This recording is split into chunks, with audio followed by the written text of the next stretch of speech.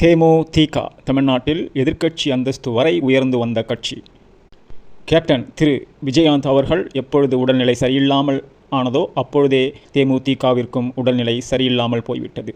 Captain Prabhakaran எப்பொழுது இறந்தாரோ அப்பொழுதே தேமுதிக இறந்துவிட்டது. தமிழ்நாட்டில் மாறி வரும் அரசியல் புரட்சி தேமுதிகவை எந்த வகையிலும் உயர்த்தாது. இறந்து போன தேமுதிகவிற்கு உயிர் கொடுப்பதாக நினைத்து திருமதி பிரேமலதா விஜயகாந்த் அவர்களால் செய்யப்படும் முயற்சிகள் அதாள பாதாளத்தில் புதைக்கப்படுவதற்காகவே செய்யப்படுவது போல் இருக்கின்றது.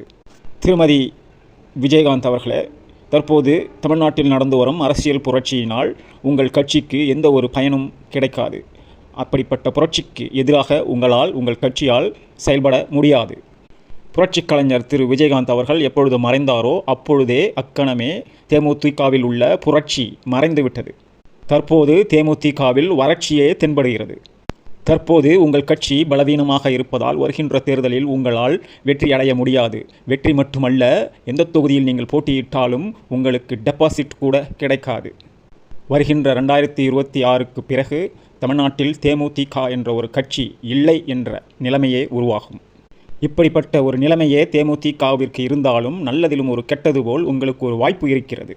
தற்போது உங்களுக்கு இயங்கி வரும் பாதகத்தாரையை நிறுத்தி உங்களுடைய சாதகத்தாரையை நீங்கள் இயக்கிக் கொண்டால் ஒருவேளை சிறிதளவு வெற்றியை நீங்கள் காணலாம். சாதகத்தாரை சூட்சுமம் பரிகார ரகசியத்தை நீங்கள் தெரிந்து கொண்டு உங்களுடைய நட்சத்திர கர்மாவை கழித்து சாதகத்தாரையை தூண்டி உங்களுக்கு சாதகமாக நீங்கள் இயக்கிக் கொண்டால் வருகின்ற தேர்தலில் சில இடங்களில் வெற்றி பெற்று மக்களுடைய நன்மதிப்பை பெற முடியும்.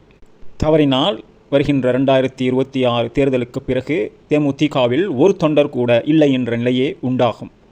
அதிர்ச்சி தரும் இந்த செய்தியை இப்பொழுதே அவதானித்துக் கொள்ளுங்கள்.